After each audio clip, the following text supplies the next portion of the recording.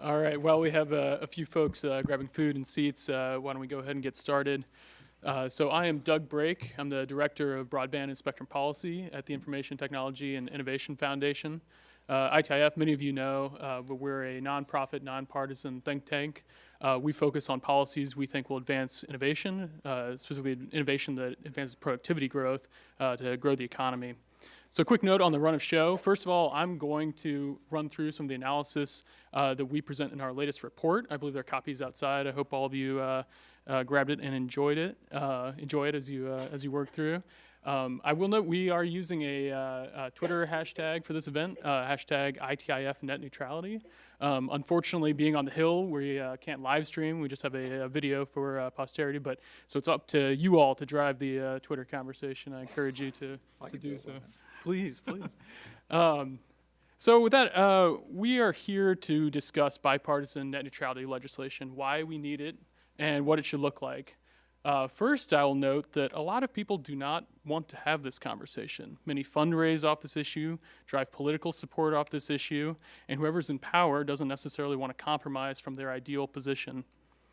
There's a reason we've been arguing about net neutrality for over a decade now. Supreme Court precedent has given the FCC wide deference to set policy here, so we're seeing bigger and bigger oscillations with every change in administration. But if you believe the old Bismarck saying, politics is the art of the possible, the attainable, then we have a way off this hamster wheel. Disagreement over net neutrality policy, the policy in the abstract, is historically narrow. Despite all the rhetoric and drama, virtually everyone agrees we don't want to see blocking, throttling, or otherwise impeding performance of legal traffic. There should be requirements around transparency, a disclosure of network management practices. And at a minimum, virtually everyone agrees, I don't mean to hide the controversy around this issue, but at least at a minimum, I think everyone agrees that there should be no network management that harms consumers or competition. So we at ITIF have had more or less the same policy position on net neutrality since 2006, when Rob Atkinson issued a report outlining a third way on net neutrality. There we identified three core legitimate concerns that have to be accommodated by net neutrality policy. First of all, applications that run on our computers and phones must have the confidence that they can scale their services without fear of interference. Second, end users have to have the freedom to explore and use an open internet as they see fit. Lastly, network operators also must have the confidence to invest and also the flexibility to evolve and support new services. This is really not that difficult a policy to achieve. All you need are bright line rules against blocking, throttling, and transparency requirements, and ongoing oversight from an expert agency over any differential treatment of traffic. So why do we see all this partisan wrangling? The fact of the matter is it's the constraints of an outdated Communications Act. As many of you know, FCC Chairman Ajit Pai recently reversed the 2015 net neutrality rules. We at ITIF think Pai was right to remove broadband from under the common carrier classification of Title II. These were rules written in 1934, designed for then explicitly a monopoly telephone network. These are not a source of authority we should be looking towards for the communications platform of the 21st century. However, we at ITF also think that Pai went too far. He essentially kicked broadband internet access oversight all the way to the Federal Trade Commission. We think Democrats are right in their concerns that antitrust oversight with the Federal Trade Commission is not sufficient. Remedies are not timely, and it is difficult to protect the interests of future innovators. Unfortunately, Democrats have turned to the CRA. Under the Congressional Review Act, members of Congress can force a vote, look for a simple majority in both houses, and with a signature of the president, they can reverse recently passed regulations from the FCC. I say this is unfortunate because, first of all, this would return to the highly problematic Title II classification, which we'll get into on the panel. Second of all, the CRA is not going anywhere. While we're anticipating having a vote in coming days, perhaps tomorrow, on the Senate floor, and it's anticipated to be a squeaker, the CRA is going to run into a brick wall in the Republican-controlled House. And while the president is somewhat unpredictable, he has offered support for Ajit Pai's policy, and he's unlikely to sign any CRA if it makes it that far. But last, and I think most importantly, this extreme position of returning to Title II foregoes opportunity to negotiate, to work to find potential areas of agreement where one side could give up relatively little for a considerable win for the other political party. There is ample room for, the fact is there's an ample room for bipartisan compromise on net neutrality that would not only lock in non-controversial net neutrality protections, finally ending the back and forth over FCC authority, but also secure funding to help close the digital divide and accelerate rural deployment. This is a deal that both parties should be proud to claim victory from. So we put out in our report a proposal that has 4 key components. First of all, we should clarify that broadband internet access service is not a telecommunications service under the Title II of the Communications Act. Again, this is not a path we should be going down towards public utility regulation of the predominant broadband communications platform of the 21st century. The second component of our proposal is we should put widely agreed upon open internet protections, including no blocking, no throttling, and transparency requirements on firm, permanent legal ground. Third, and this is somewhat more controversial, I'll admit, is we believe that network operators should be allowed to differentiate traffic flows over the internet. We think that this is important for applications that genuinely require it, and it would be relatively simple to prevent anti-competitive abuses of prioritization.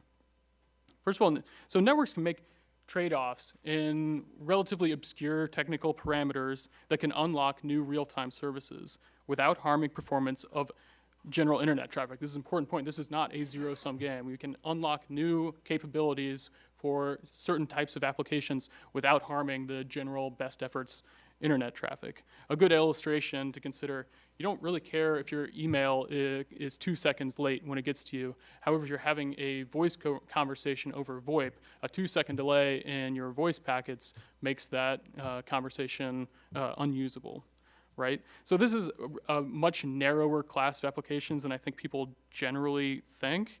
We're really talking about next generation applications that require low delay and high bandwidth. So if you want, say, real-time haptic feedback while you're trying to control a robot from a distance, you're going to need some sort of traffic differentiation, some sort of prioritization. We think that with a simple governance structure around these sorts of deals, you can eliminate 99% of the concerns around paid prioritization.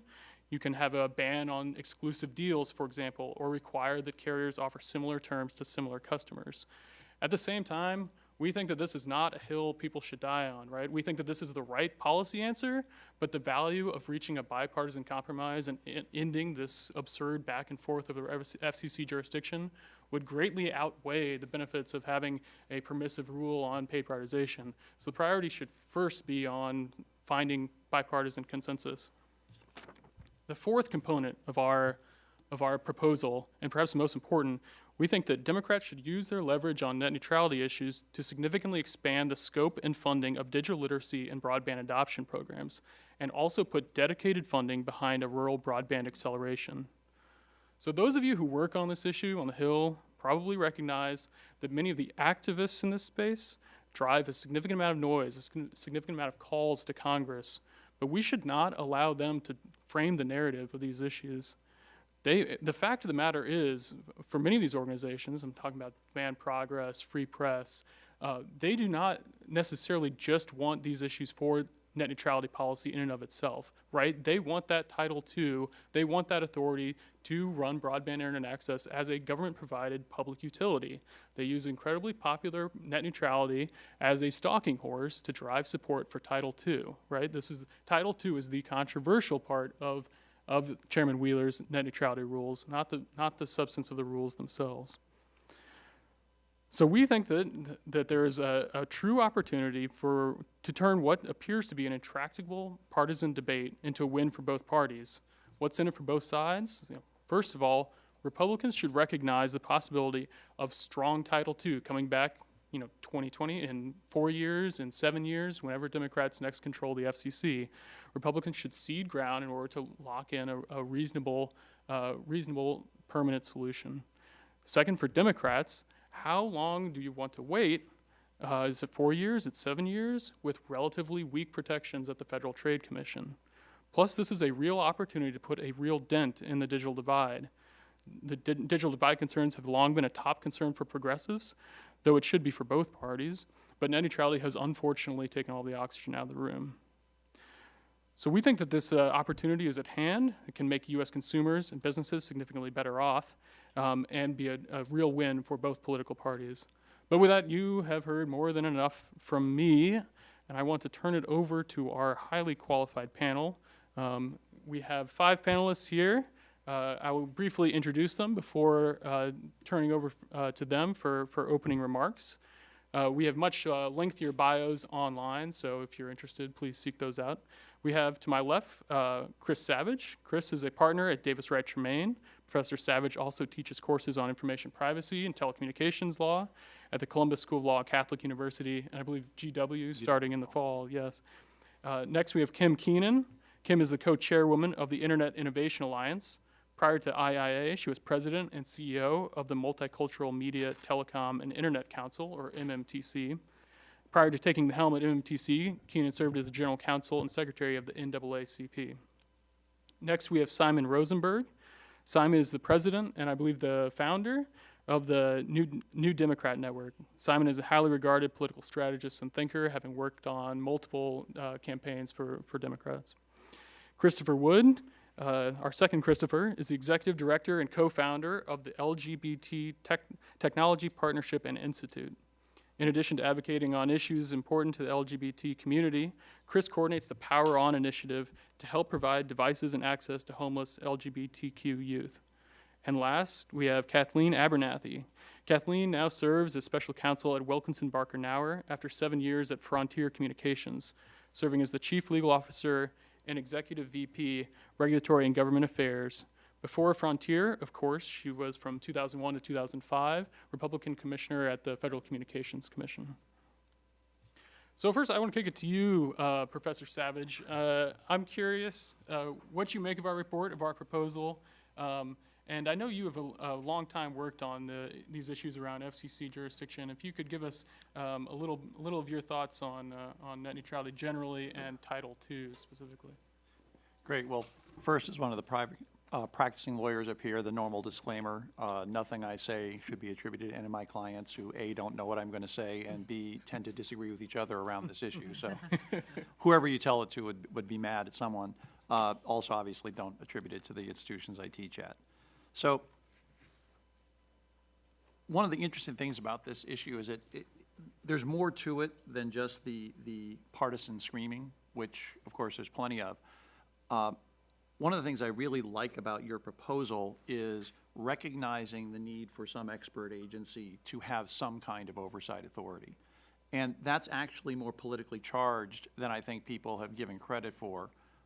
Because if you look at sort of the broad scheme of history from, call it the 30s, when the Current Communications Act was passed through today, at the beginning of that period, there was an enormous amount of confidence that people generally placed in experts. We need an expert to regulate the securities industry, an expert to regulate the communications industry, an expert to deal with labor issues, et cetera, et cetera. Because politicians at that time recognized generally that some of these issues are not just hard, calling for political solutions, but also technically hard, calling for specialized knowledge and understanding that they recognize that they or their staff doesn't have. And I would submit that one of the things that's been happening really since the Reagan Revolution, maybe a little bit before, if you trace the Chicago school thinking, is there has been an erosion in our general degree of confidence in expert agencies.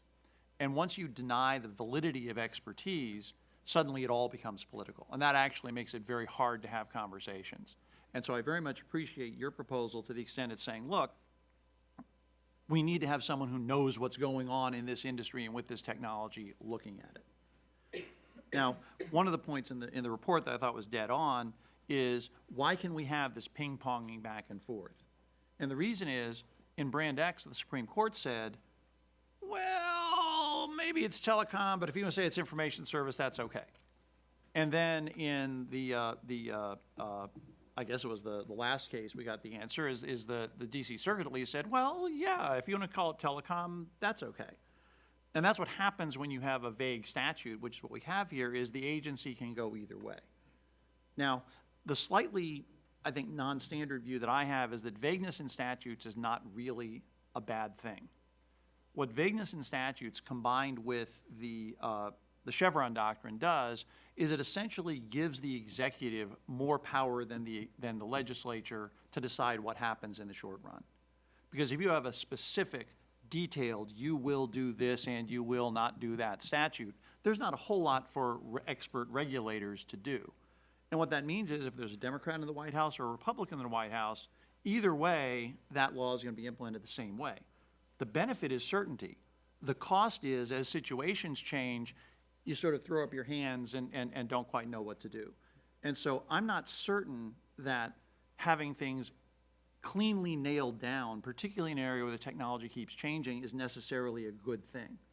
And to this I'd say, you can go to prison for the difference between whether your action that ended up in somebody being killed was a real accident or negligent homicide, right?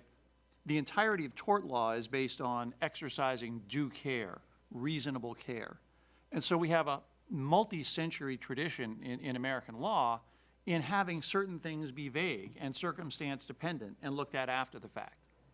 Now, there may be good reasons not to do that here, but that's a question that needs to be answered. Why is it that centuries of common law adjudication under the auspices of a specialized agency wouldn't work? And so in terms of the structure of a deal, I'm not certain that nailing everything down is either necessary or even a good idea. That's an interesting point. I'm not sure we're advocating for nailing everything down, but we can bright line rules. You got bright line rules as Sure, compared sure. to go forth and be reasonable. Sure. All right. Next, let's hear from Kim Kenan.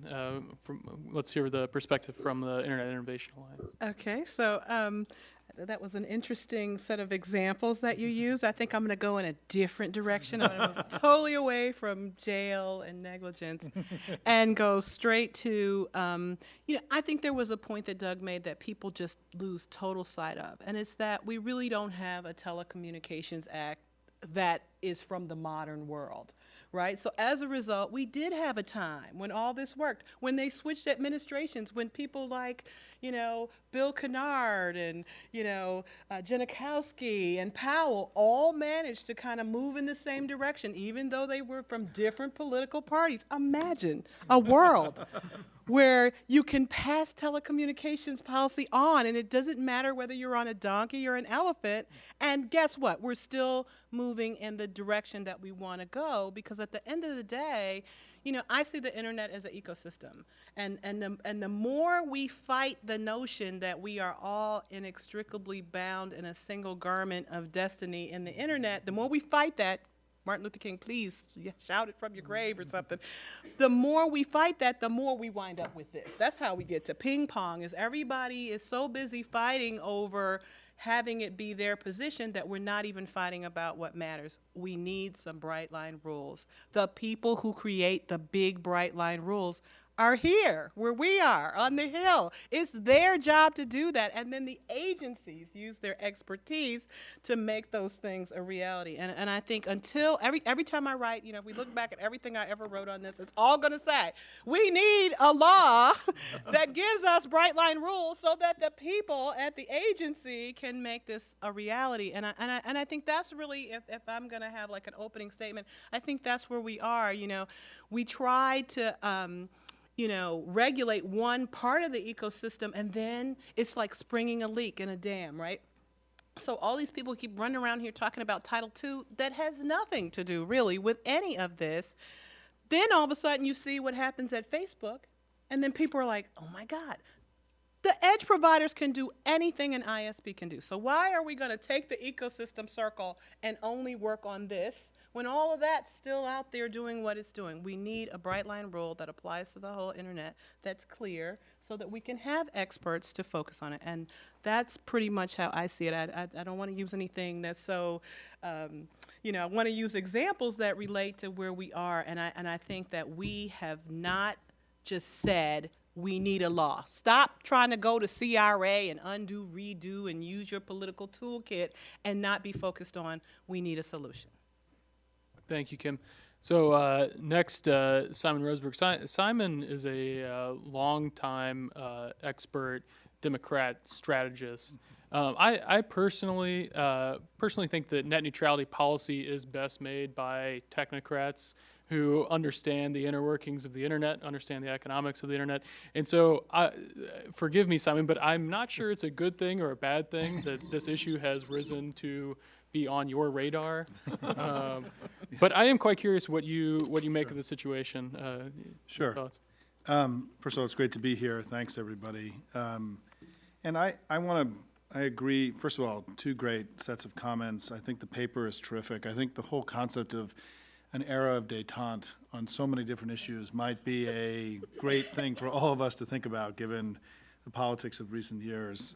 So first of all, the sentiment of that we actually can come together and find common ground on things and move ahead is just a little rare these days, so I applaud that sentiment.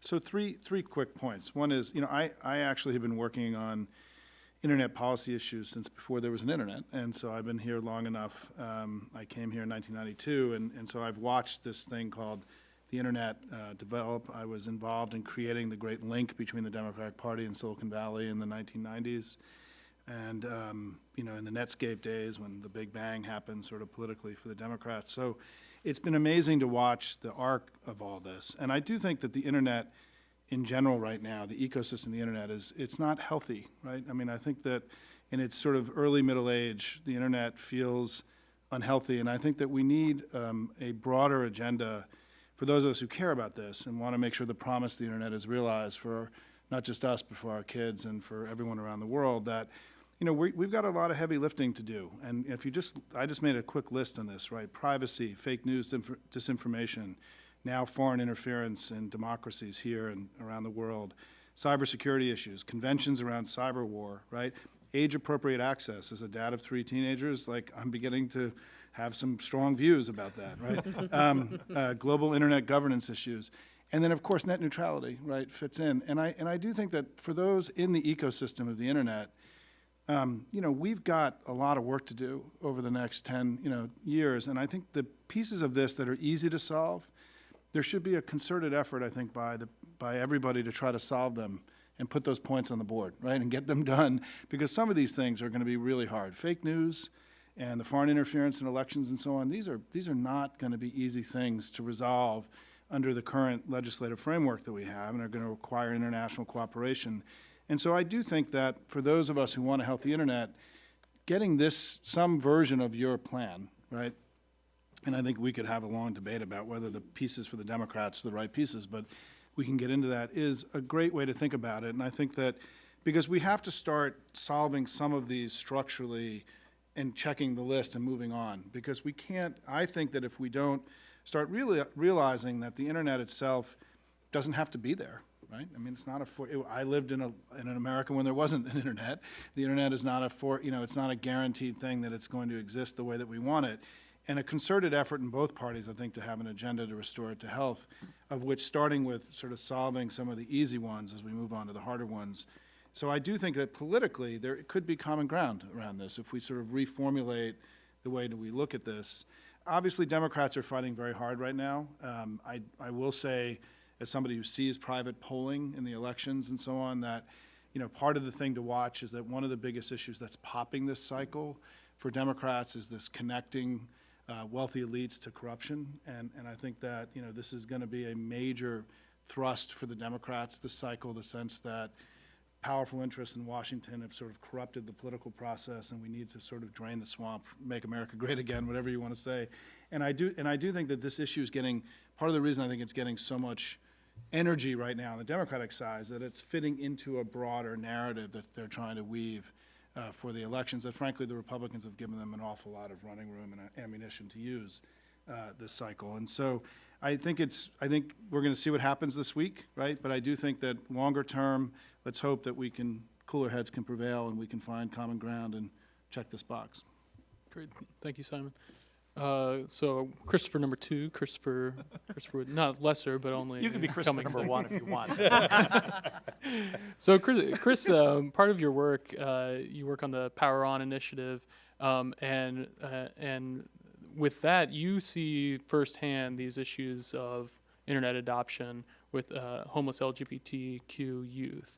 I'm curious what you make of our proposal if it's right to try to combine these issues of internet adoption with net neutrality in a legislative package.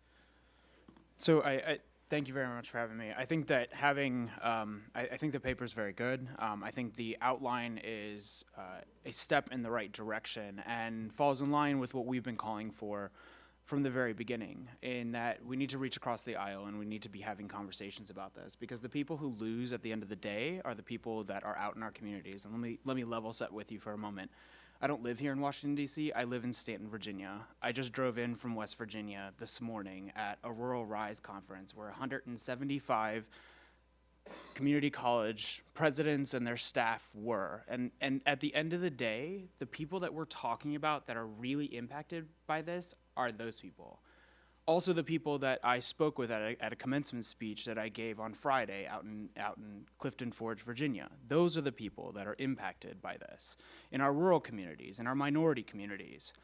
And quite frankly, when you have conversations with them about this, or you start down this path, and I've had many of them across the country in our Power On centers, a lot of them are starting with limited to no access to begin with. So how are we having a conversation about net neutrality? Because they don't even have the benefits of the internet. They have complete populations that are just not connected, whether they want to be connected or not, or not. But you have youth coming up that don't necessarily have access, that don't have access after they leave school, and yet they're required to use the internet to complete their homework. The other thing that they're worried about is just having the ability to take a job, get a job, making sure that their family's taken care of. They're worried about their shelter, food, water. Not necessarily internet, but yet it is a tool that is indispensable for them. In the Power On program, we have 12 centers across the country. Some of you have probably heard these stats. There's 2.2 million homeless or at-risk LGBT youth, so homeless youth under the age of 24 on the streets of America. 40% of those identify as LGBT. And typically because they've been kicked out of their home. Typically because there is not a structure, there's not support there. That's 650,000 kids. Think about where you were at 24. Even at 24, at the top of that age group, you don't have everything together, you don't have stability, and if you also don't have access to internet or a phone, you're in a very, very bad place. So these rules, I completely agree with the fact that we need some bright line standards, and we really need to be reaching across the aisle and having this conversation. We've consistently called for Congress to make this happen. We think that there's an opportunity to really have a win on our hands that really goes after no blocking, no throttling, and transparency. Those are all things we can get behind. When we start talking about net neutrality, and I'm out in the field and I'm talking about this with individuals who may not necessarily understand the nuances of it, we can all agree on three things. One, they don't want to be blocked from anything. Nobody wants to be held back from anything. Nobody wants to be throttled or have a lesser speed than anybody else. And transparency, especially given now, is more important than ever, and people are paying attention. I think your comment about the internet being in this middle-aged or this teenage years, I think of to bring up recent is Groot from Avengers in his teenage stage, or my 5-year-old, whichever one. I think there's another thing that I don't want to take up too much time here. One thing I watched from our community, the LGBT community specifically, and one thing that I've been calling on LGBT leaders to really pay attention to, we had a great 8 years. We had a great 8 years making really good progress for the LGBT community, but I'll tell you where we failed. We didn't reach across the aisle, we didn't include everybody in the conversation, and we weren't listening. So therefore, the people, when we decided that we were going to really charge forward on marriage and really charge forward on the things that were really important to the LGBT community, we weren't actually listening to anybody else, and we weren't including other people in the conversation. So if we do that here, we're gonna end up with a continuous pendulum swinging back and forth. And I'm saying, I've seen it firsthand, I feel it firsthand, and I'm having conversations now with leaders that are frustrated with what's going on in our community and with politicians and legislators around the country, and I'm telling them they didn't include people from the beginning. And if we do that here, we're gonna end up in the same position. Excellent. Thank you, Chris. So last but not least, Kathleen, your thoughts? Your experience from Frontier with rural broadband issues gives you a unique perspective on this, I think, the broader broadband policy landscape. But I'm curious your thoughts, net neutrality, and the potential for bipartisan compromise that includes more than just net neutrality proper. Well, thanks so much for inviting me. These are just my thoughts, not any client. And it is a privilege to be on this panel and hear all these perspectives. What's, I think, amazing is that we're all pretty much saying bipartisan legislation is the way to go. And why is it the way to go? Because we're in a quagmire of outdated statutory interpretation that forces certain results that most people, regardless of where the FCC pivots to try and push this into the statutory framework, it's not really working. So I look at this from the question, two questions. How did we get here and where are we going? We got here because if you look back in 2005, when I was still on the commission and Chairman Powell made the first statement about the internet, and by the way, that statement was worked very closely with the entire commission, Republicans and Democrats. The intent was foster creation, adoption, and use of internet broadband content, applications, services, and attachments to ensure consumers benefit from innovation. And the statement was really important to us because at that time, and it's hard to believe it's not that long ago, we didn't really know what it was. So therefore we said to ourselves, do we really want to regulate it under Title II Common Carrier, which has a whole host of obligations, appropriately so for the time that statute was created, that have to do with price regulation and unbundling of infrastructure and access. And at that time, really what we were trying to do at that time is to say to companies, we want you to invest in and spend hundreds of millions of dollars in this thing called the internet because we think it can improve lives and help with education and help the environment and all these things. We don't know what it can do, but we think there's just amazing resources there. And as I used to say at that time, if all of a sudden the child in West Virginia, where there is no museum, where there is no library, can do the exact same research as my daughter, who at that time was living in Maryland, how amazing is this? This is a wonderful, wonderful thing. So that's how we got to where we were, sort of starting with this light touch regulation that was completely bipartisan.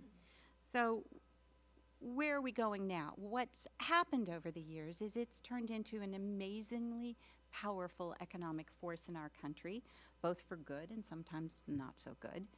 And there's a lot of entities out there that have incentives to say to regulators, all I want is my fair regulatory advantage. If I can use regulations to help my company over your company, good for me. And we expect that. I mean, that's just the nature of the world in which we live. But then it's up to the policymakers to try and sort through all that and create a reasonable framework. Well, the problem we've got now is that the statute is somewhat nimble, but not really for the internet. The word internet is nowhere in the FCC statute. You can drive a truck through ways to define a structure around regulating the internet. What always made me nervous when I was there with the idea of sort of crafting from whole cloth a regulatory framework is that no one at the FCC is an elected official. They're appointed. Whether you're appointed by a Republican president or a Democratic president, you weren't elected by the people.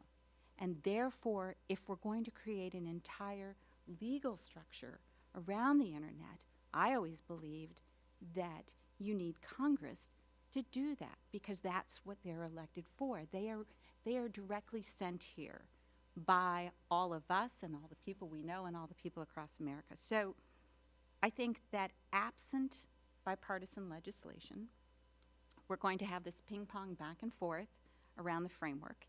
And I absolutely agree that to the extent when you're working on net neutrality, which is fraught with a lot of political baggage, but it's important to get something done, that if you can at the same time work on universal service funding, whether that's funding for rural markets or how you do Lifeline and LinkUp, if you can address that challenge, it's critically important because what I did learn when I was at Frontier, the economics of building internet infrastructure to extremely rural places, West Virginia is a prime example, the numbers simply don't work at all.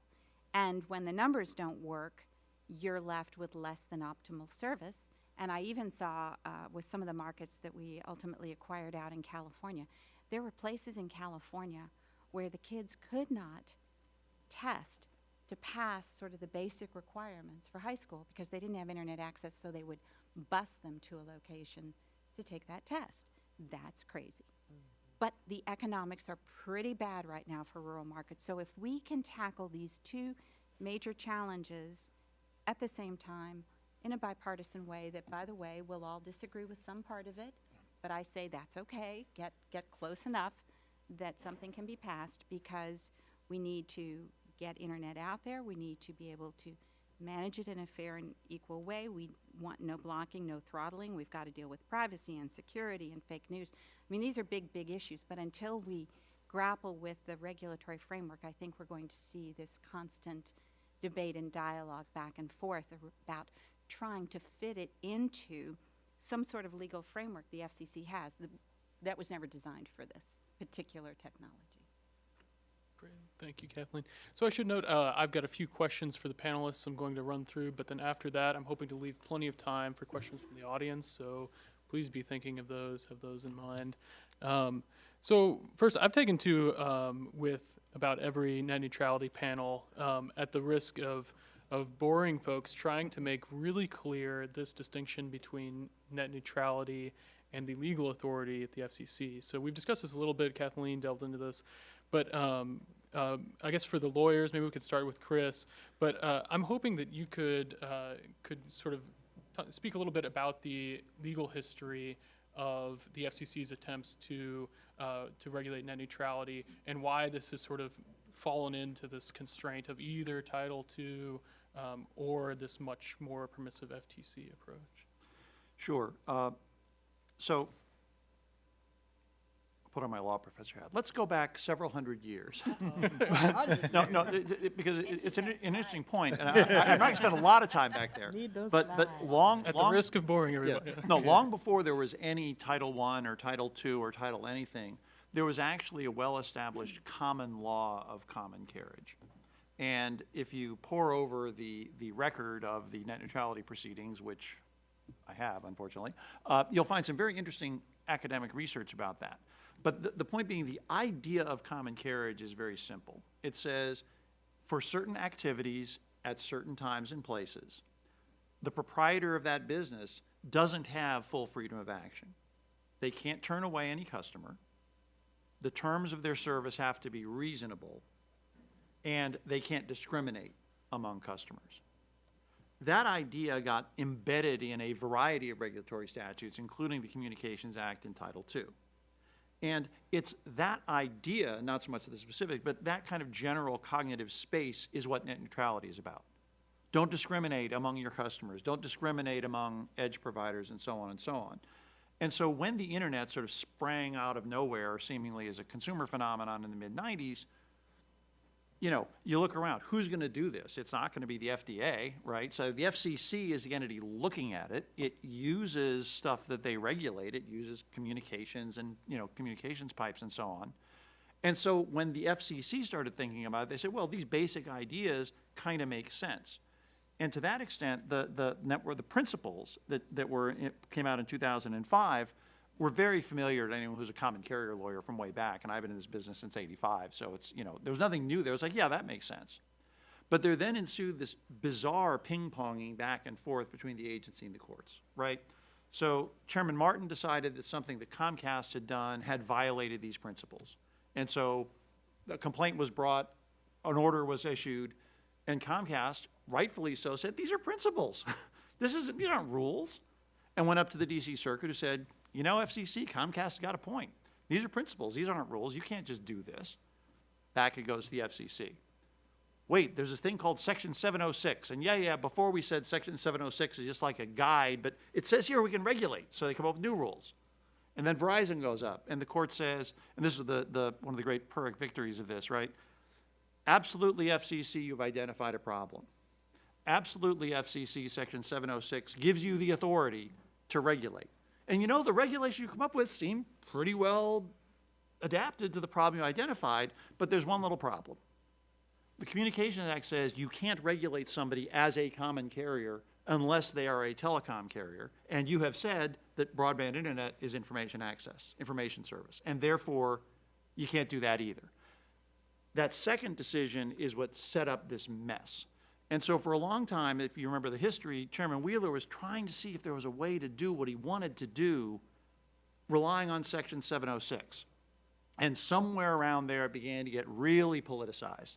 I mean, John Oliver had his famous segment on net neutrality resulting in 4 million email comments into the FCC, which at the time was unprecedented, though I have to say, back in '87, when the FCC was considering doing something that would have made dial-up more expensive, the world of dial-up went nuts, and something like 50,000 postcards got sent to the FCC, which they had never had anything like that before, and immediately retreated. Said, no, we're not going to do that. So it didn't shock me when we had 4 million email comments to see how that was actually going to turn out, but it is really problematic.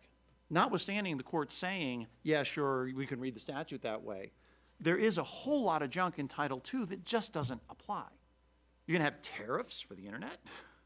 You're going to have rate regulation for the internet. I mean, and of course, you know, Chairman Wheeler said, no, we're not going to do that. They forbore. But that's like, you know, the sword of Damocles would forever be over the industry, because all it takes is, you know, Chairman Crawford appointed by President Warren to say, okay, now we're going to regulate rates, now we're going to blah, blah, blah.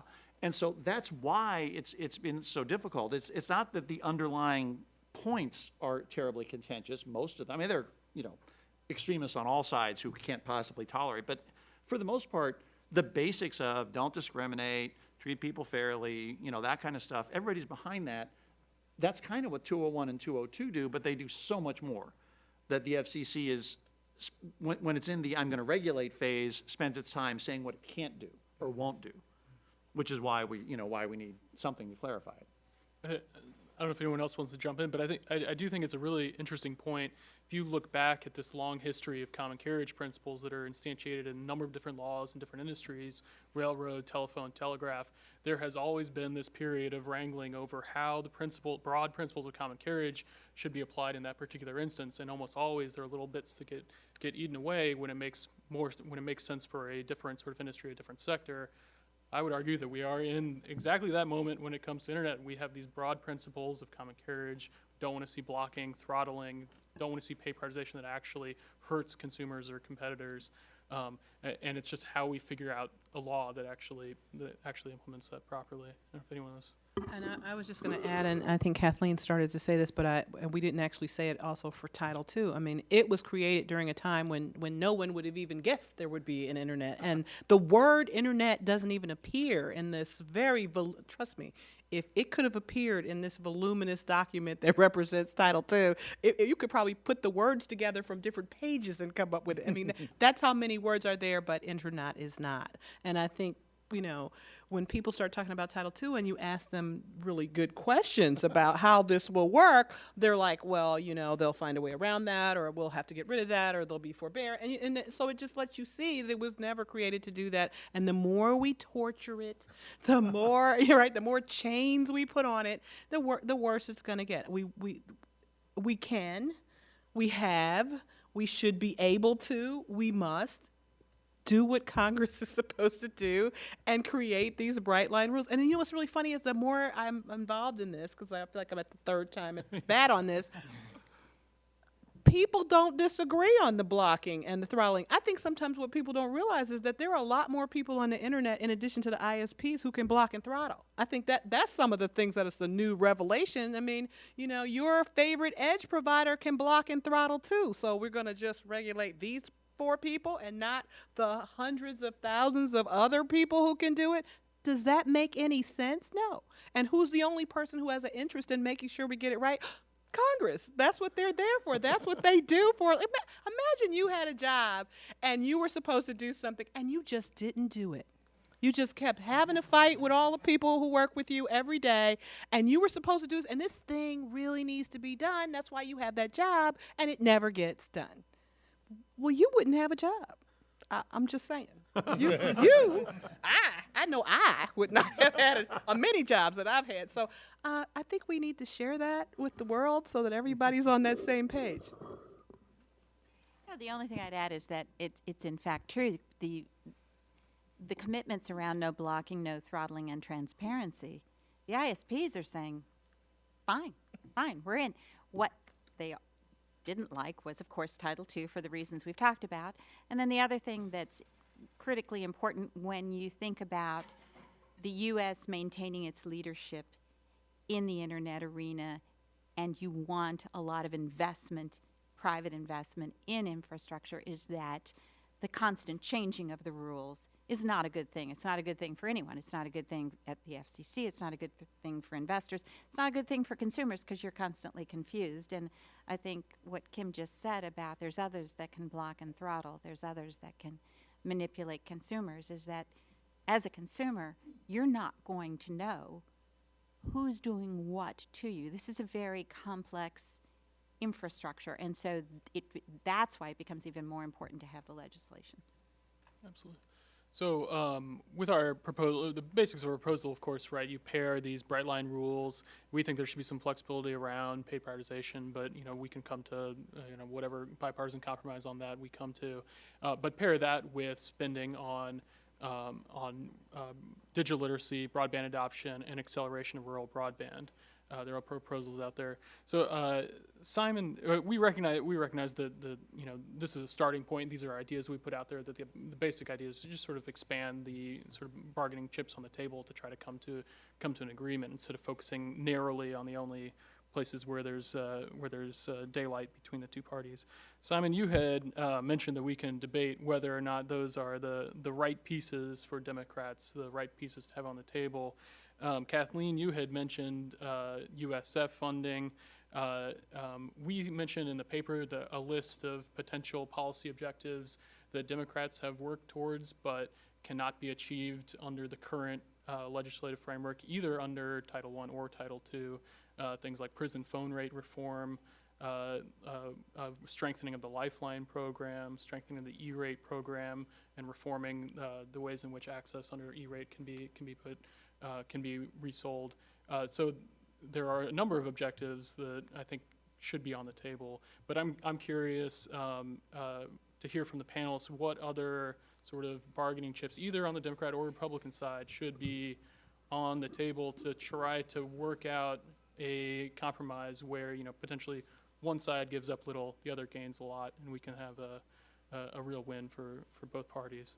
Well, I love the list that you threw out, and I definitely want to throw in a shout out for privacy, which is the only one that we didn't add to that list because, that's the thing that's going to capture the attention of the American public. The notion that your information can be used in ways that you never intended, and then it can be used back upon you to manipulate you. And I can tell you, having been an American all my life, love my country, I can tell you that for a woman of color growing up in America, the manipulation of the information back onto me is probably not going to be good. And I think that's true. It's so funny. Everybody has to overcome something. So I know that if we allow people to manipulate our information and interfere with our privacy in ways that we don't know and don't have a way to find out, and it's not transparent, bad things are going to happen. And we can see that already from the election. We can see that, from some of these edge providers. And, everybody's focused on one or two edge providers, but it's just a matter of time, for the other people have to come out with probably worse things that are happening with our data. And until we get that transparent, until it's clear, until there's literally bright line rules that apply to everybody, apply the same way, you know what? If there's a country on earth that should know that segregation doesn't work, it should be us. Segregating one industry and saying we're going to go and fix them and not these other ones, it has to be bright line rules that apply to everyone the same way all the time, wherever they are, whatever they do on the internet, because that's the only way we're going to get this right. We may not get it all in one place. We may not all get there at the same time, but we all better be included in any regulation or any bright line rules that come out of this, because that's the only way it will work on an ecosystem. It is not just, here's a pipe and they're in charge, or, here's an edge provider and we use them and we don't have to use them. A lot of times when I'm hearing people make those arguments, it shows that they really don't understand how the internet works. So could I make a pitch for something that I think Democrats should be very much interested in having as a bargaining chip here? That and I'll confess I'm a Democrat, that there's an enormous amount of political infighting, a lot of it below the surface, surrounding the Lifeline program. And the Lifeline program, the short version of it, and it goes all the way back to the Reagan years, is we ought to subsidize, back then, phone service for poor people. Because having connectivity to the network is so important that if you're too poor to afford it, nonetheless, we're going to find a way to make that happen. You know, fast forward 30 years, and the equivalent is, how can you function in this world? Like Chris One was saying, you know, how can you function in this world if you don't have connectivity to the internet? And yet, you know, if you're living on SNAP, if you're living in a, you know, poor rural community, you just can't afford it. You know, you can't pay, you know, whatever heck it is I pay for my, you know, family of 5 and all. It's just not possible. And I think there is a possibility for real consensus here that, you know, if your income is below X, you get a phone, you get a broadband plan. And maybe it's not, you know, unlimited, but you get something. And that's critically important for our society to be linked together. And yet, Lifeline has become, unfortunately, a political football, sometimes in Congress and seemingly regularly at the FCC. And I think that's wrong.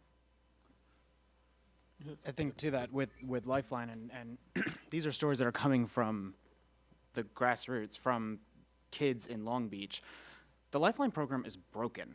I mean, the ability to get it, the ability to keep it, the ability to switch one provider to another, it ends up leaving some of these families without a connection for 6 months. It's broken. And on top of that, we've added data to that now, which is a great step in the right direction. We're looking to add caps to that program, but we're also trying to cut down the fraud, waste, and abuse. But to what cost? Are we giving the program enough time to go ahead and actually put the systems and implement the systems that are being put in place to cut down the fraud, waste, and abuse, to actually see what's happening and actually allow the program to work in? The Lifeline program is broken, and I hear it from the street, and that's and from the people who are trying to use it. So that, I think that's one step that we need to definitely include and look in. And I think these programs are extremely important. I'm really glad you included them in this solution, because it has to be a whole ecosphere solution. The other thing I just want to add on is, because I agree with Kim, privacy is extremely important in this case. And obviously we've seen what happened with Facebook. But I think I want to highlight one more thing, is that, actually 2 more things. One is Elon Musk said the most crucial thing we need to be watching is AI. So when machines start making decisions for us, if we don't have the regulations in place, if we don't have the framework in place to actually manage it now, what is happening as we're innovating and pushing and driving on AI and machine-to-machine learning and trying to keep up with 5G and trying to be the leader in that space where you have a gig connection over Wi-Fi?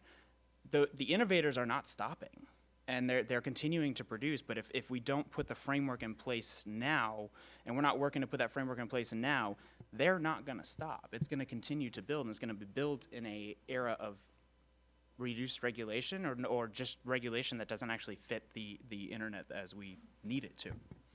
So I want to give time for the other panels, but I just want to briefly note ITIF has done a significant amount of work on broadband privacy, online privacy for the entire ecosystem, as well as artificial intelligence policy. And I would be remiss if I didn't put in a plug for that work and mention that I do think that these are issues that we have to think very carefully about. Our research indicates that the more restrictions you put on data privacy, the less effectiveness online advertising, for example, becomes, and you reduce the amount of commerce on the internet and reduce the amount of potential for innovation and productivity growth. Many of the advances in artificial intelligence, not just on top of these networks, but also within the automation and programmability of networks themselves, deeply depend on using resources of specific data, specific types of data that consumers generate. And so I think we have to be very careful about putting too tight of restrictions should we curtail potential innovations down the road. Sorry, I just want to plug that in. Simon, please. So just a couple thoughts. So first of all, I really agree. So part of what I was trying to get at in my remarks was that I think the landscape of what matters and how we view the internet and the internet policy agenda is changing. And so which pieces fit into a deal that we're ever to get done is a little bit hard to know. And so the two ideas that I have. So first of all, I think it's a mistake for anybody who's not on the Democratic side to view the intensity of this issue not as real, right? And as something that's sort of created by grass tops. That's not true. I mean, there are millions and millions of people that this really matters to them. It's something they've developed an appetite for, they have expertise in, they have a website that they connect to that activates them. I have 3 teenage kids. I mean, this issue matters to my 2 teenage boys, like in a major way. And I will tell you, it's the most difficult. I have some wild conversations about them, but they are net neutrality advocates, and they are going to be for the next 25 years, right? And there's nothing, and so there are millions and millions of people, this is a voting issue. And I think I often hear people discount saying, well, there's a couple groups that sort of stir everything up. That's false. And that would be, I think it makes it harder. The reason I say this is that doing a deal on this for the Democrats requires us getting big stuff, right, and stuff that we can go back to this constituency. And that's why I think it may bleed into some of these other issues, whether it's privacy. And I will just put on the table that for Democrats, Republicans have got to come to the table on this issue of foreign interference in our elections and what happened in 2016. I mean, I've worked on a few projects that's looking at bots and the current election cycle. It is unbelievable what's going on in our discourse in this country and the amount of fake news and false things that are being said. I don't know if you're following what happened in Ireland, but Google was in this Irish referendum, Google was unable to distinguish between a local Irish ad buyer and a foreign ad buyer. So Google just announced they weren't going to do any ads at all in an election, right? Imagine that as a precedent, right? That Google said, we can't follow the law, so we're just doing nothing, right? This is a huge issue, and frankly, this shouldn't be a Democrat-Republican issue. This should be an American issue. We got a lot to work with here, and I would just posit that I'm not suggesting that this thing make this so complicated that we do sort of comprehensive communications reform, like comprehensive immigration reform, but I do think that what is deemed to be important and what people will want as a get may be changing. And so I do think the deal you've offered is a great starting place. It's a wonderful place to begin. My gut is Democrats are going to need more. I guess the only thing I'd add is that I worry if we overcomplicate it, because I think there is a lot of consensus around the transparency, the no blocking, the no throttling. And I think that Lifeline, Link-Up, USF reform are important. And I agree absolutely around all the issues with privacy. I just don't know if that would weight this down so much that it couldn't go anywhere. And luckily for me, I've never worked on the Hill, so I don't really have to solve that. But I do look at it, and I think that you're going to have to make it clean enough, easy enough that it can get through. And I do see some consensus positions. The problem I see with this whole privacy debate is that it bleeds over into free usage of the internet. Nothing's ever really free, but it's free because they're using all your data, and then they're selling your data, and that's Yep. and if you ask me if I'd pay to avoid them having access to my data, the answer is yes. But if you ask most of the people who are online, who are much younger than me, they'd say, no, this is free. I don't want to pay for it. So all of those privacy issues get complex, and that's why I worry a little bit that we don't turn this into an overloaded artwork or thing, so that we end up with nothing at the end. And right now, I do feel like there is a bit of a window to potentially get some legislation because of the passion around net neutrality. I agree. I think it makes a lot of sense. There's concern when you're talking about something as fundamental as jurisdiction, legal authority. It can snowball into a big ball of wax pretty quickly. So with that, I'm hoping to take temperature of the room. I know this is a hot button issue. A lot of you working on it. Let's see if there are any questions from the room. Yes. So for Simon, I both want to agree but also push back a little bit. I don't discount the intensity of the issue, and your teenagers are probably a little older than my 10-year-old daughter. But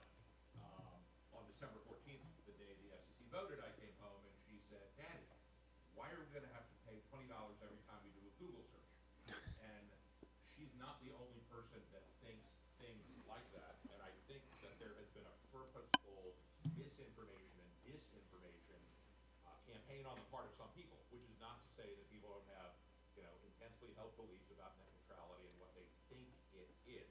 Right. But that battle may already be lost for, for proponents of trying to get the deal done.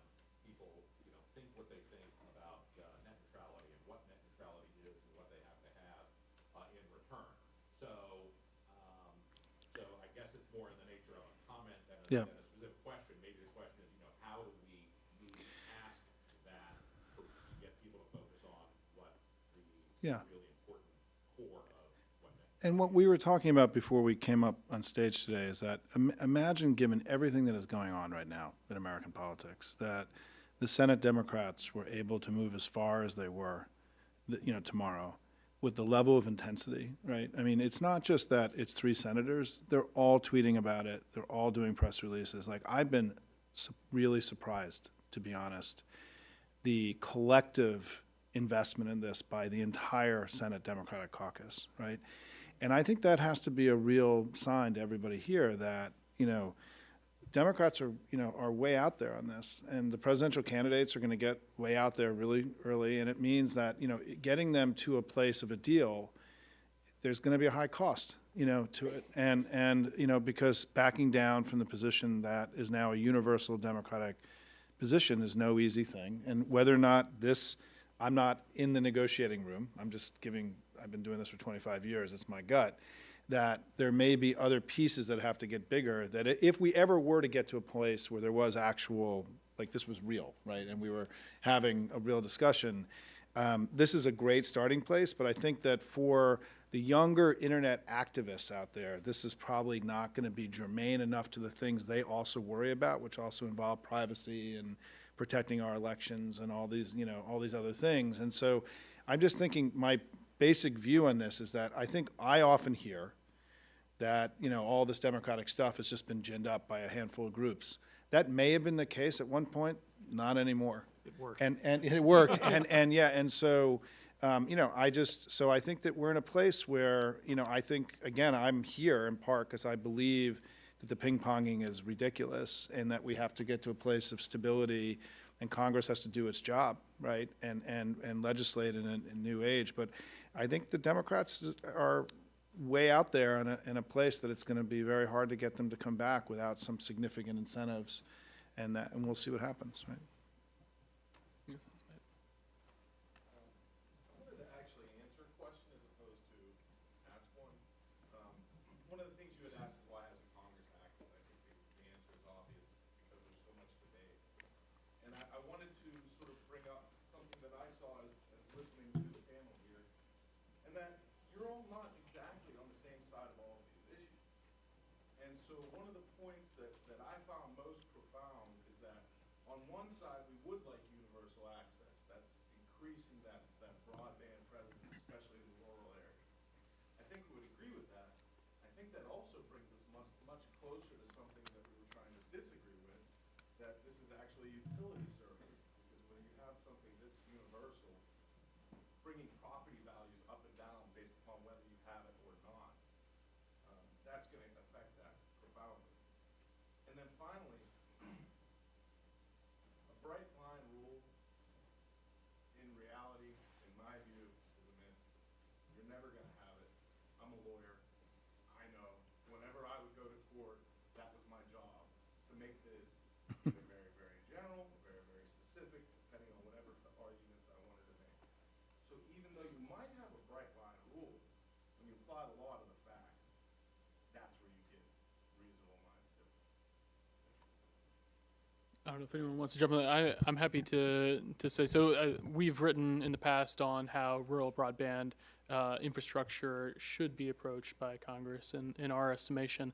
And I would note, I think that where we have argued that for some of the net neutrality activists, the most hardcore activists, we do think that this is much more a much broader issue for them about the scope of the direction of the future of broadband and wanting to see these more public utility-like regulations put on it.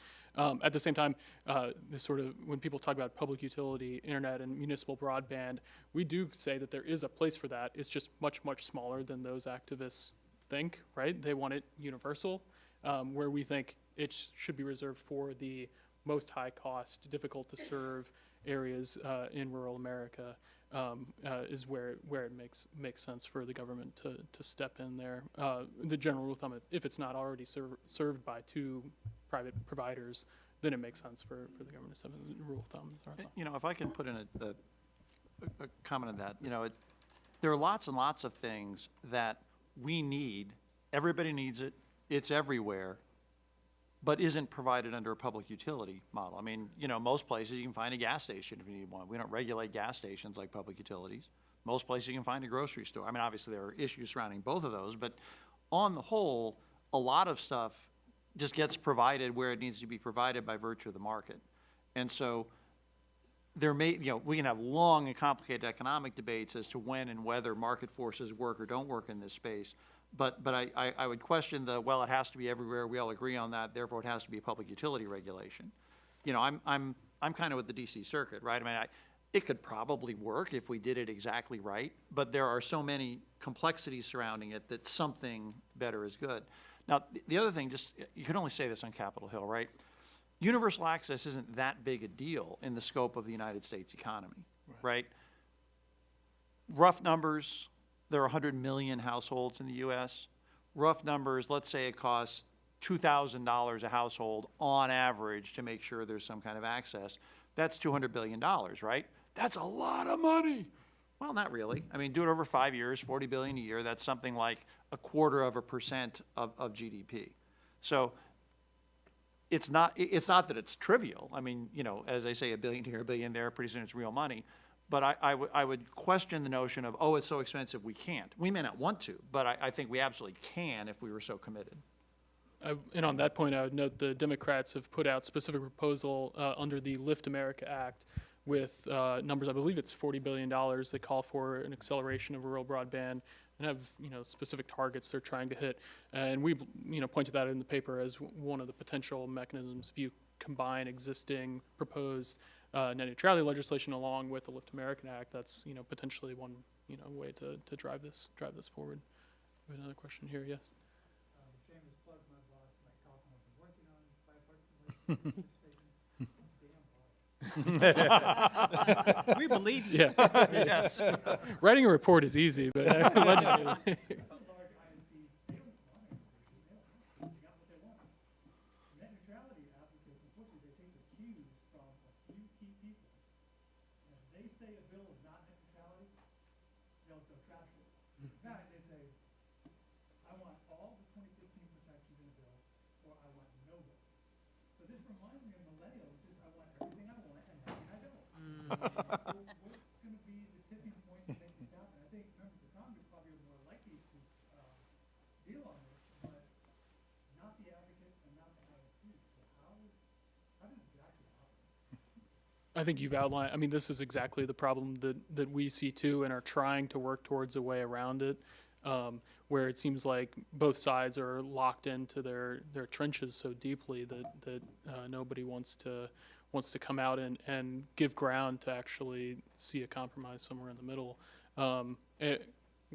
I don't know if anyone else on the panel has any, but I mean, this is what we're trying to solve is say, you know, hey, Republicans, you know, achieved what you wanted with the Restoring Internet Freedom Act, but recognize that, you know, when Democrats are next in power, you know, 4 years, 7 years, you know, maybe longer, but eventually Democrats will likely have the political capital to put Title II back in place. It's in your interest now to cede ground and find a real compromise. At the same time, you know, Democrats, do you really want to wait that long until you have, you know, stronger net neutrality protections? And you can also use your leverage to achieve X, Y, Z. So we're trying to put that out there. But I think you diagnose the problem exactly. And we have this proposal, hopefully is helpful, but I'm sure that there are other ideas, other opportunities. I was going to say, I fear that the the only thing that's going to push it over the edge is something bigger and something worse. I was kind of looking at the Facebook issue and thinking about what is that big enough to kind of move this conversation forward, and I'm not sure it was. And if that wasn't big enough, I'm really scared about what is big enough to make it happen. And I don't underestimate the challenge of trying to get legislation on this. I mean, think how last time there was any legislation in the Telecom Act was 96? 96. 96. Well, I didn't even have the internet in 96. Some of I us. might have had a cell phone. Might have had a cell phone, but a car phone. I take that back. It was a car phone. So this is very, very hard. I totally agree. But I do think that there are some core companies that are going to support it. I do. And I do believe that there are folks on the other side that if we can cobble together some other issues that matter, like USF and Lifeline and Link Up, that perhaps there's an opportunity. But I don't underestimate how hard this is. It's always easier to kill legislation than get it through. So. Yeah, I just want to add my voice to that. I do think that, I do think some of it is we need to let people know. I don't think people realize sort of the extremes that you're seeing when you're trying to bring people together. I think everybody's, not as clear about that as the people who work on this all the time. And I definitely wanted to add in, and this is one of those classic things where I give one answer, but I really want to say something else. I definitely want to put that shout out to you for including the prison payphone issue. Commissioner Clyburn really went to the mat for this, and it's still not done. And, I consider it to be an American travesty. Like how can we get up in the morning and say we are for freedom and liberty and we tax people if we have to call them in jail? I mean, I don't even understand. Why would we live in a world where you pay $200, to call somewhere that would cost nothing on most of our phones because they're in prison? And it's not a security issue. I've done all this research now. It's not a security issue. It's not that the police won't have vests if you don't pay extra. And it's really a tax on the pain of the Americans who have loved ones in prison. And if you put them in prison and nobody from their family ever talks to them, then their family is going to become the people in prison and not the people outside. So I think we just, it's like there's not a constituency to fight for that because it's like it's not me. But it's all of us. It's a cost to all of us. And I think that's how we have to think about all of this, that the cost of not getting together and fixing this is borne by all of us, maybe more by people in rural West Virginia, or maybe in urban cities where the kids just don't have money. Maybe they see it more, vividly than we do, or more viscerally than we do, but we all pay this cost because for every benefit, there's a burden, and we have to figure this out. Yes, I should note this has been a long this issue has been long championed by Commissioner Clyburn, and the FCC has repeatedly tried to reform prison phone rates, but it continually gets struck down by the courts, saying that you do not have the legal authority. So I think this is squarely in one of those issues that is achievable through legislation. Any final question? Yes, Dorothy. Question for Simon and Kim. 40 years ago this year, Democratic Congress, with leadership from a Democratic president, Jimmy Carter, passed airline deregulation. Consumer groups, huge player, also free market conservatives. Economists, if you ask a random economist, they will tell you now that airline deregulation has been a huge bonanza for consumers. You ask the average Democrat member of Congress, Democrat, they will tell you, yeah, that was a mistake. Consumer groups have long since recanted their support for airline deregulation. This debate is, to me, very reminiscent of what I've seen in the airline industry, which I track much more closely. Telecom deregulation, that same coalition that you saw in airline and trucking deregulation, this strong participation by Ralph Nader and consumer groups. At some point, they fell away and have embraced or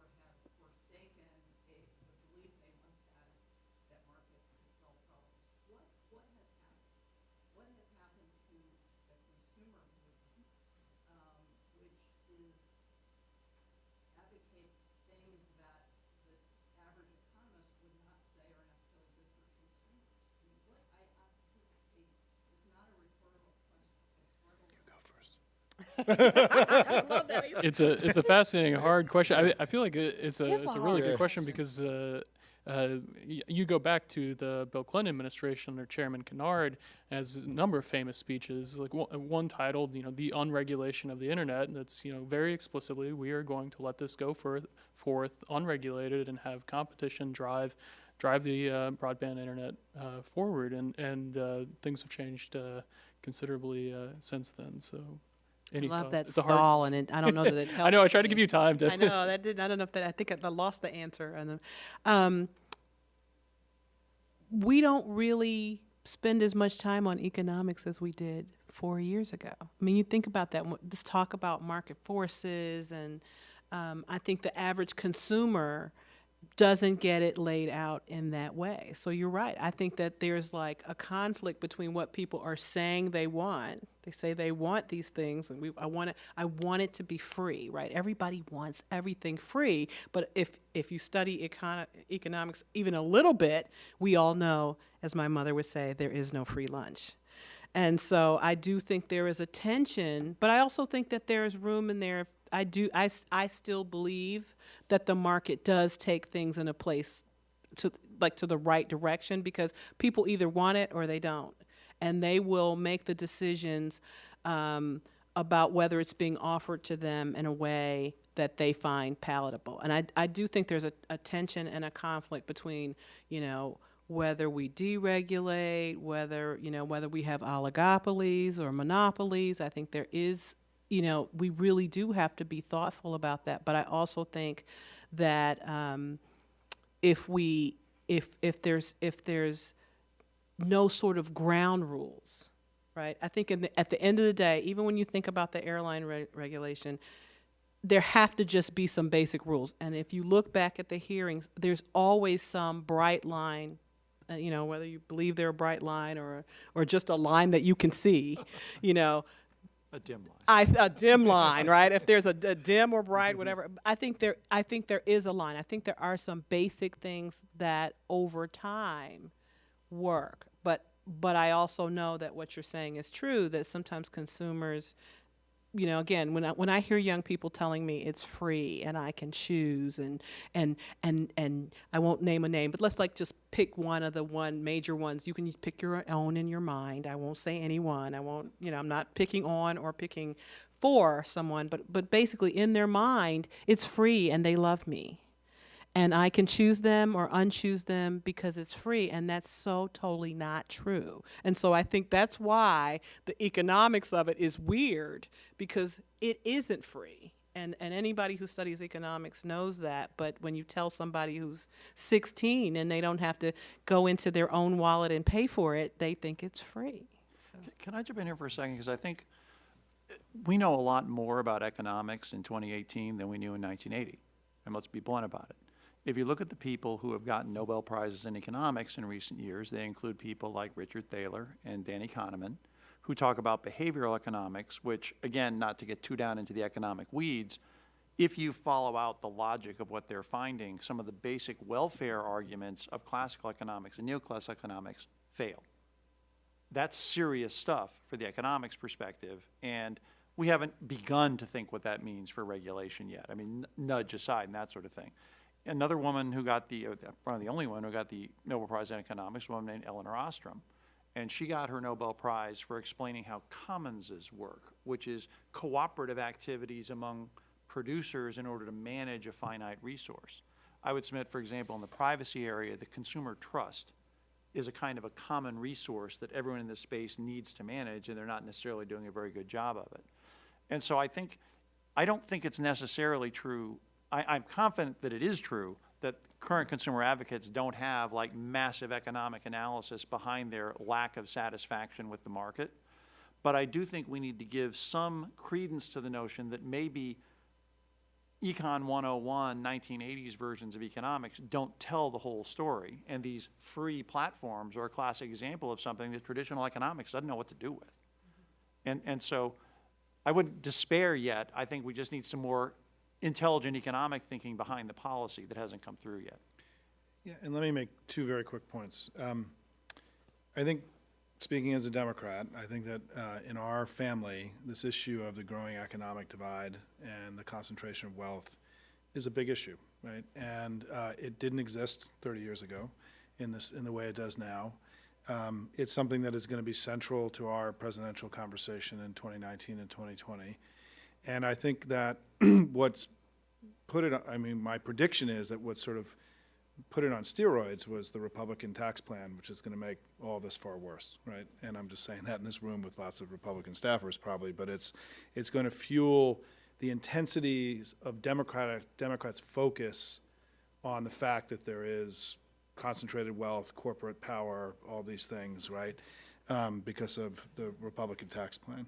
The second thing I just want to end with is going back to what I said at the beginning, which is that I think that the prism in which people get into all of this is changing. And I do think that I think as an internet utopian myself, right, who went around the world talking about how we're all connected now and everybody can read the same information, everything else, for many people around the world, the internet represented chaos, right? And when it came into their country, it brought women not wearing a lot of clothes and language that was uncomfortable and all these other things. And there was sort of societal struggle with sort of the incredible flow of American culture into their societies. Think of Erdogan in Turkey, right, who sort of quickly went after the cultural imperialism of the American internet, right? I will tell you as somebody who's been doing this, I think the internet is representing chaos here in the United States now. And I think that the inability for us to create, around disinformation, the electoral stuff, I mean, our democracy was significantly undermined and weakened by what happened in 2016. And we're not having an intelligent conversation about how to deal with this, right? And so I would just say that for many people, parents of teenagers who've watched their kids, getting a kid away from a phone now is like one of the hardest human achievements that any of us will ever go through. It is the question of whether or not this thing that's come into our lives is now sort of unhealthy and out of control and chaotic. I think that you're going to see a lot more conversation around how do we make this thing healthy again, right? And I think that, so I do think the prism in which this conversation is happening, I think is changing. And I think and we should be aware of that and leverage off of that, right, as opposed to being ignorant of it. Because as a parent, again, as a parent of 3 kids, as a Democrat who watched what happened in 2016, my own view of the internet has changed. I mean, I'm very worried about what the internet's becoming, and I want to help make it better, right? I think we have to make it healthy again.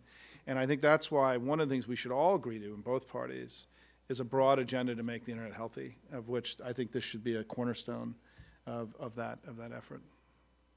All right, we're coming up on time, so I wanted to thank the panelists. I worry that we put forth a very simple proposal that we hoped Congress could run with, and the panel has illustrated how these are much more difficult issues and murkier problems facing us.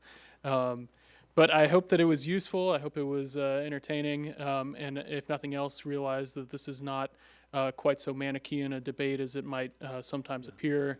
There is real opportunity for a bipartisan compromise that gives both sides a win and really works towards something that can advance innovation for American businesses, American consumer. So with that, thank you to the panelists. Thank you all for coming. I really appreciate you joining us today. It was great. Thank you so much.